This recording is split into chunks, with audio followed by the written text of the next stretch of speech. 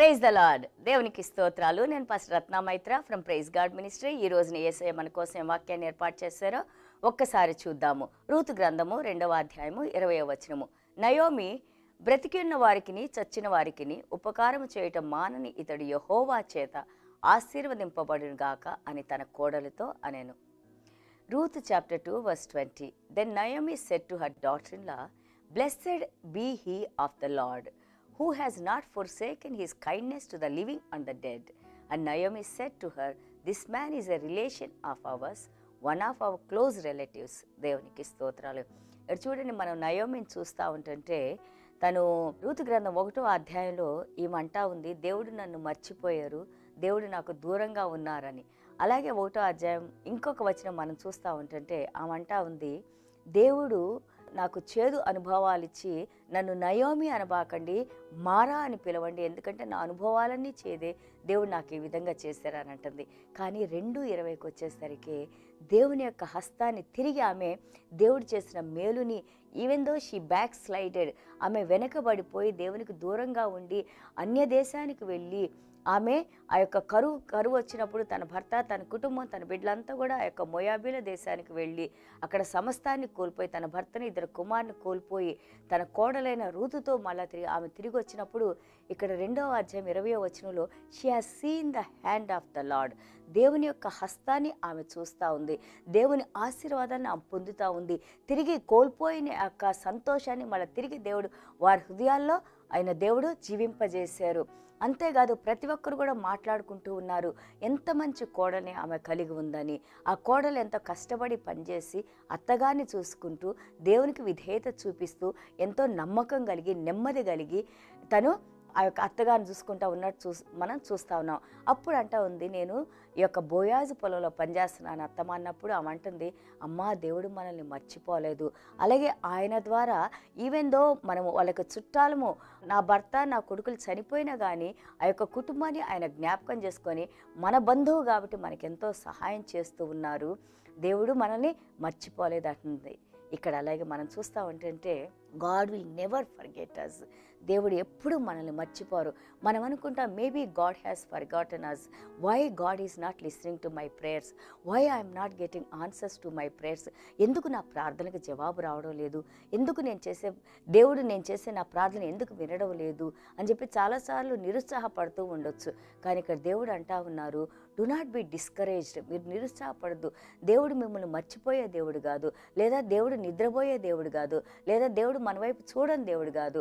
God in his time, ఆయన సమయంలో తప్పకుండా దేవుడు మనకి సహాయం చేసి నడిపిస్తారు. Whatever is good for us, మనకి ఏది మంచిదో దేవుడు ఆ కార్యాలని తప్పకుండా మన జీవితాల్లో జరిగిస్తారు. But what we need to do is hold on to the lord. దేవుని వాక్యాన్ని మనం పట్టుకొని ఉందాము, దేవునిలో మనం జీవించి ఉందాము, మన విశ్వాసాన్ని పెంపొందించమని దేవునికి ప్రార్థన చేసుకుంటూ ఉందాము, దేవుని వాక్యానికి విధేయత చూపిస్తూ ఉందాము. అలాగే దేవుని ప్రేమను మనం పంచిపెడుతూ ఉన్నప్పుడు దేవుడు అంటారు, చూడండి హెబ్రీయుల పత్రిక 6:10లో అంటారు, దేవుడు నీతిమంతుడు, నువ్వు చేసే పనులు ఆయన మర్చిపోయే దేవుడు కాదు. He is not a unrighteous God to forget what you have done to people. పరిచారకులకి అలాగే మనుషులకు నువ్వు చేసిన కార్యాలను మర్చిపోవడానికి దేవుడు నీతి లేని దేవుడు కాదు అని వాక్యం చెబుతా ఉంది. So our God is righteous God, hour God is all seeing God, hour God is all knowing God. అన్నీ చూస్తున్న దేవుడు, సమస్తాన్ని ఎరిగిన దేవుడు మనలో ఉన్నారు, మనతో ఉన్నారు, మనకి సహాయం చేసే దేవుడు మనతోనే ఉన్నారు. సో ఎప్పుడైనా కానీ మనం నిరుత్సాహపడకుండా మనం ప్రార్థన చేస్తూ మన దేవునిలో ఉన్నప్పుడు దేవుని కార్యాలు మనం చూస్తాము. కొంచెం విశ్వాసం ఉంటే దేవుడు అంటారు, మనం పర్వతాలని కదిలించగలిగిన శక్తిని దేవుడు మనకి ఇస్తానన్నారు. ఆ యొక్క కొంచెం విశ్వాసాన్ని ఇంకా మనం అభివృద్ధి పరచాలని మనం ప్రార్థన చేసుకుంటూ ఉండాలి. చూడండి 2వ సమూయేలు 9వ అధ్యాయం 1 నుంచి 13 వరకు మనం చూస్తూ ఉంటుంటే ఈవెన్ దో జోనతన్ దావీదు స్నేహితుడైన అలాగే సాల్ కుమారుడైన యోనతాన చనిపోయినప్పుడు, దావీదు మహారాజు అయినప్పుడు ఆయన అడుగుతూ ఉన్నారు, ఇంకా ఎవరైనా ఈ యొక్క సౌలు గారి కుటుంబంలో జీవించి ఉన్నారా, ఆ యొక్క జోనతన్ కుటుంబంలో ఎవరైనా జీవించి ఉన్నారా అన్నప్పుడు ఆయన కుమారుడైన మెఫీబోషెత్, ఆయన కాళ్ళు పడిపోయి ఆయన నడవలేని స్థితిలో ఆయన ఉన్నారు, ఆయన ఇంకా జీవించి ఉన్నారంటే చూడండి దావీదు మహారాజు అక్కడికి తన సైనికులను పంపించి మెఫీబోషెత్ని ఆ యొక్క రాజమందిరానికి తీసుకొని వచ్చి వారితో పాటు భోజనం చేయటానికి, వారితో పాటు ఉండటానికి, ఆ యొక్క కుటుంబాన్ని జ్ఞాపకం చేసుకొని ఎంతో సహాయం చేసినట్టు మనం చూస్తున్నాము. అలాగే ఈ రోజున దేవుడు అడుగుతూ ఉన్నారు, ఈ రోజున వాక్యం వింటున్న మనందరిని కూడా మనం దేవుని హృదయంలో ఉన్నాము, దేవుని మనసులో ఉన్నాము. దేవుడు మనల్ని విడిచిపెట్టే దేవుడు కాదు. దేవుడు న్యాయవంతుడు, దేవుడు పరిశుద్ధుడు, దేవుడు విధేయత కలిగిన దేవుడు, నమ్మదగిన దేవుడు. మన దేవునిలో వైపు మనం చూద్దాము, మన దేవునిలో మనం నడుచుకుందాము.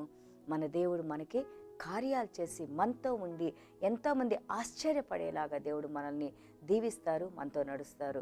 ఇంకొక చిన్న ఉదాహరణ చెబుతాను చూడండి. ఆదికాండం 26లో పెద్ద కరువు వచ్చి ఇస్సాకు ఎప్పుడైతే ఆ యొక్క గెరార్ దేశాన్ని వదిలి ఐగుప్తు దేశానికి వెళ్ళాలనుకుంటారు, ఎందుకంటే అక్కడ కరువు వచ్చింది, పంటలు లేవు, అంతా వాళ్ళు కష్టంగా ఉన్నారు.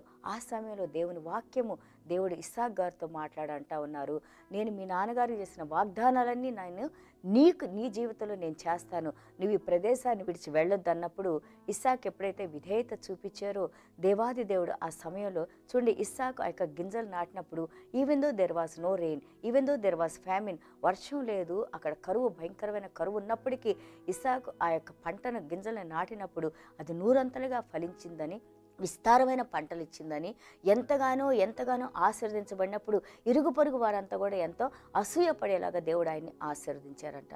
అదేవిధంగా దేవుడు మనం ఆయన మాటకు విధేయత చూపించినప్పుడు మనం ఎక్కడున్నా కానీ దేవుడు మనల్ని నడిపిస్తూ, మనల్ని ఆశీర్వదిస్తూ, ఈ ప్రపంచమంతా ఆశ్చర్యపడేలాగా ఈ పరలోక రాజ్యపు అసాధారణమైన జ్ఞానంతో దేవుడు మనల్ని నడిపిస్తూ ఉంటారు, మనకి సహాయం చేస్తూ ఉంటారు. వాటన్నిటికీ ఉదాహరణ నేను, మా ప్రైజ్ గాడ్ మినిస్ట్రీ. ఎందుకంటే మేము చాలా అజ్ఞానులు, మాకంతా తెలుసని కాదు, కానీ దేవుని మహాకృపలో మమ్మల్ని ఎన్నుకొని ఏమాత్రం జ్ఞానం లేని మాకు ఆయన సహాయం చేస్తూ ఈ రోజున ఎంతోమందికి మాదిరికరంగా ఒక రోల్ మోడల్గా మేము నడుచుకుంటానికి దేవుడు మాకు సహాయం చేస్తున్నారు. ఇదే కృప మనందరికీ దేవుడిచ్చి నడిపించాలని చిన్న ప్రార్థన చేసుకుందాం. యేసయ్యా మీకు స్తోత్రాలైనా. అవును నాయన ప్రభువా, ఒకానొక రోజు తండ్రి దేవుడు నాకెంతో అన్యాయం చేశారు, సర్వశక్తి కలిగిన దేవుడు నన్ను మర్చిపోయారు, నా పేరు నయోమి కాదు, నన్ను మారా చేదు అని పిలవండి చెప్పిన నయోమి మళ్ళీ తిరిగి నాయన రూతు గ్రంథం 2వ అధ్యాయం 20వ వచనంలో తండ్రి ఇదిగో దేవుడు మళ్ళా జ్ఞాపకం చేసుకున్నారు, మమ్మల్ని ఆశీర్దిస్తున్నారని మళ్ళీ తిరిగి మమ్మల్ని స్తుతించడానికి బోయాజు ద్వారా మీరు చేసిన యొక్క సహాయాన్ని ఆమె జ్ఞాపకం చేసుకుంటానికి, ఆమె హృదయంలో తిరిగి కోల్పోయిన తండ్రి ఆ యొక్క సంతోషాన్ని తిరిగి తీసుకొని రావడానికి, అలాగే వారి ద్వారా తండ్రి ఈ రోజు వరకు నాయన యేసయ్య నామాన్ని మేము స్తుతించడానికి, ఆ యొక్క కుటుంబాన్ని మీరు నాయన ప్రభా యేసయ్యని ఈ భూమి మీదకి తీసుకురావడానికి నాయన ఉపయోగించుకున్న విధానాన్ని బట్టి, అలాగే మాకు రక్షకుడిని ఇచ్చిన విధానాన్ని బట్టి, దావీదు వంశాన్ని బట్టి మీకు స్తోత్రాలు, వందనాలు నాయన. ఈ రోజున మా జీవితాల్లో కూడా ఎంతమంది వినేవారు ఇదిగో నా జీవితం మారాలాగుంది, నా జీవితంలో తీపిదనం అంతా పోయింది, నా జీవితంలో వెలుగుపోయింది, నా జీవితంలో కేవలం నిరుత్సాహమే, దుఃఖమే, బాధలే, కష్టాలే, నష్టాలు, రోగాలు, మాకు రెస్ట్ లేదని ఎంతమంది అయితే ఏడుస్తూ కన్నీళ్లతో ఈ యొక్క వాక్యాన్ని వింటున్నారో తండ్రి ఆ బిడ్డలతో ఈరోజు మీరు మాట్లాడండి నాయన.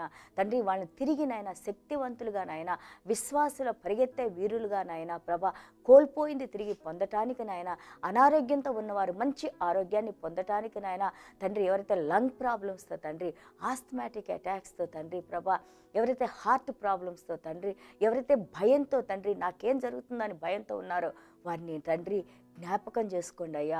ఆ బిడ్డలు మీరు ముట్టండి నాయన. పడిన గుంటలో నుండి మేము మీకు మొరబెట్టుకుంటే తండ్రి మీ వాక్యాన్ని పంపి మమ్మల్ని పడిన గుంటలో నుండి లేపి మమ్మల్ని స్వస్థపరిచే దేవుడు మీరని 107వ కీర్తన 19-20 వచనాల్లో మీరు చెప్పారయ్యా. అయ్యా మీ వాగ్దానాలు మా జీవితాల్లో నెరవేర్చినాయన తండ్రి, తిరిగి మా జీవితాన్ని నాయన చిగురింపజేసిన ఆయన ప్రభా, మీ నామానికి మహిమ, ఘనత, ప్రభావాలు తెచ్చుకోమని యేసయ్య నామంలో వేడుకుంటున్నాం తండ్రి. Amen. God bless you all.